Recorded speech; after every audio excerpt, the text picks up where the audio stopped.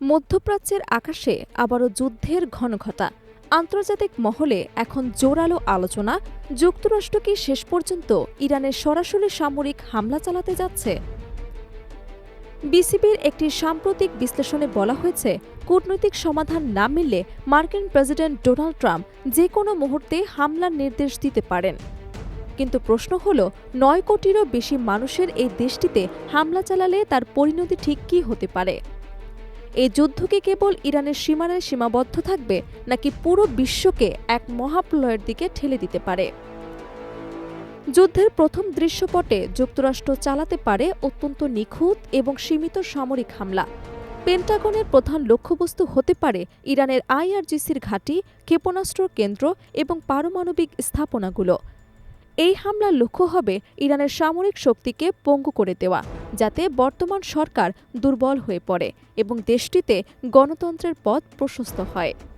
অন্যদিকে দ্বিতীয় সম্ভাবনাটি হল, সরকার টিকে থাকবে ঠিকই, কিন্তু আন্তর্জাতিক চাপের মুখে তারা তাদের নীতিতে নমনীয়তা আনতে বাধ্য হবে।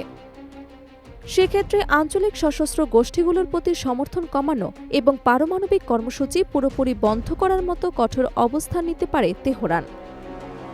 বিশ্লেষকদের মতে, যুদ্ধের ফলে ইরানের তৃতীয় যে পরিস্থিতি তৈরি হতে পারে তা হল সরকার পতন এবং সামরিক শাসন জারি।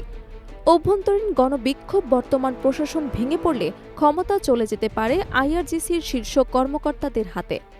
তবে ইরানও হাত গুটিয়ে বসে থাকবে না।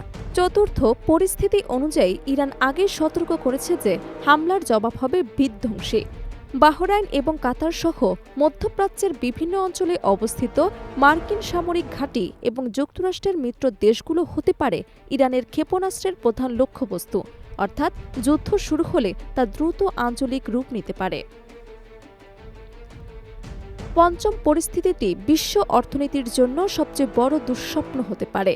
ইরান যদি কৌশলগতভাবে গুরুত্বপূর্ণ হরমুজ প্রণালীতে মাইন বসিয়ে দেয়, তবে বিশ্বের প্রায় ১/৪ তেল ও গ্যাস পরিবহন বন্ধ হয়ে যাবে। এতে বিশ্ববাজারে তেলের দাম আকাশচুম্বী হবে এবং বৈশ্বিক অর্থনীতিতে বড় ধাক্কা লাগবে। ষষ্ঠ এবং সবচেয়ে ভয়ঙ্কর সামরিক সম্ভাবনা হল ইরানের সোয়াম ড্রোন এবং দ্রুতগামী নৌকার একযোগে হামলা।